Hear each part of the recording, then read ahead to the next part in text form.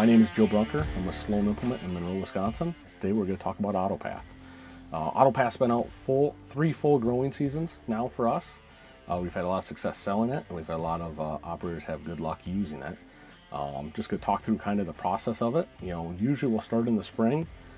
Percentage of our guys will be strip till, so they'll actually put a receiver on their strip till bar, and that will map where the rows of fertilizer and the strips got made.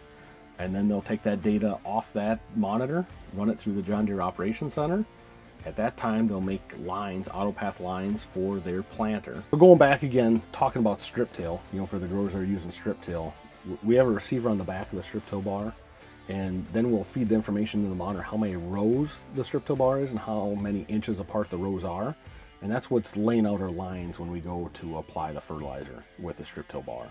And that's the data that then is going to be transferred through the Operations Center as an Autopath line to your planter. So if you're not a strip till guy and you're just a row crop farmer, got 30-inch rows, we do the similar thing. We would put a receiver on the planter.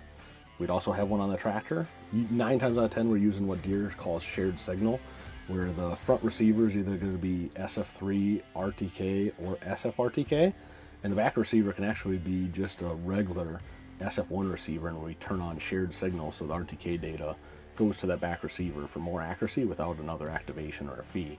So we're putting that receiver on the back of the planter. Same thing, when you go plant, it looks the same. You have one spot in the monitor where it's going to tell you if you're recording correctly with a green light, but you're just going to go plant, you're going to document that field just like you normally do, and then when you're done planting, you'll have those lines available in the Operations Center.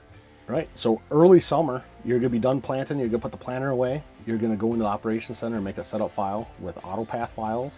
Most of the time, you're going to use what they call most recent seeding. You may have to go through that list and keep track of what files you want or don't want, but you'll go through there and make your setup file. Now, if you go to the cultivator, sprayer, side dresser, you'll have those lines. When you pull in the field with one of those bars, it's actually going to look at your implement width, and then it's going to either follow the planter. If you had a 24-row planter and you had a 24-row side dress bar, everything's going to line up nice and neat. But if they're mismatched implement widths, it will actually go, instead of being follow source pass and following that planter receiver directly, you'll go to minimum passes or fewest passes. And then the computer will automatically figure out where to put you in the field to make the least amount of passes possible. You may be on the guess row a little bit, but it's going to lay out all your lines for that field for that implement. Today we're in a field that was just harvested where the customer used Autopath lines. Just want to go through how that looks and what it feels like on the combine side of things. The grower had the receiver on the planter and we got the lines recorded.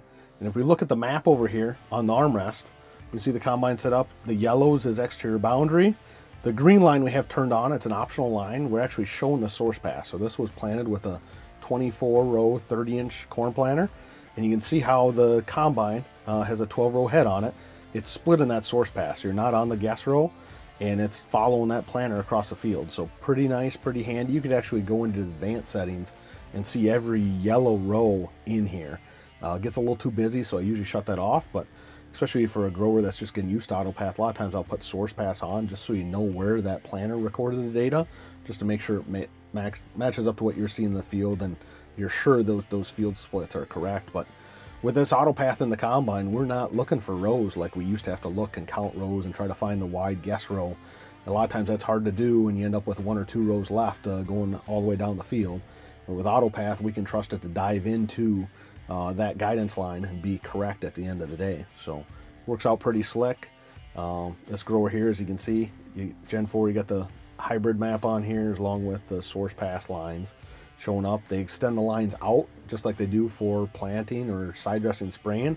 So as you get the headlands off, you can come back and grab that guidance line to go back into the center part of the field fairly easily. So works out pretty well. Most of our growers like it. We talked earlier about what looks different from the cab when you're doing strip till or when you're doing planting. And really the only thing you're going to see when you're recording your data is you're going to have Autopath recording turned on. It's actually under the advanced settings when you're in the work setup. You just check that box for enable recording source. When everything's filled out correctly, that should be green. So that's the only thing you're going to see when you're out there recording lines with a strip till bar or your planter. We're in a combine today, so it's not going to show it perfect, but if we go push on that button, it'll tell you if you're missing a measurement or something's not set up correctly. Obviously, we don't have an implement receiver in this combine, but Anytime you see any of these, you can click on that link and it'll take you to the spot and help you fill it out. It won't measure it for you, but you just gotta follow the instructions on the help screen and it'll walk you through it. The one thing it can't do, we get a lot of questions in the spring. On this bottom one, you see it's colored a little bit different, it's in gray. We can't sync this Autopath recording page to the ISO on the receiver. So if we hit that page, it will actually take you to the implement receiver, just to make sure your fore aft measurements are in there correctly, but it doesn't sync up quite like the first four boxes do on that page. But basically you want all green check marks on this page before you go strip till or before you go plant. Just so you get an idea how this Autopath works, we have lines on our screen now for 30 feet. And if we want to change our implement width, we just go up to our track spacing. Instead of 30 feet, we're going to say we're going to do 40 feet today. Hit OK and save, and you see your screen goes to generating Autopath lines. So it's taking that as applied planter row data, and now it's converting all the tracks to 40-foot tracks. This will take a while depending on the size of field you're in. It's pretty quick if you're in a smaller field, but this is a pretty large, complex field with a lot of fingers on it, so it's going to take a little while. But just give you an idea of what happens that anytime you change your implement or head width, it's going to regenerate Autopath lines.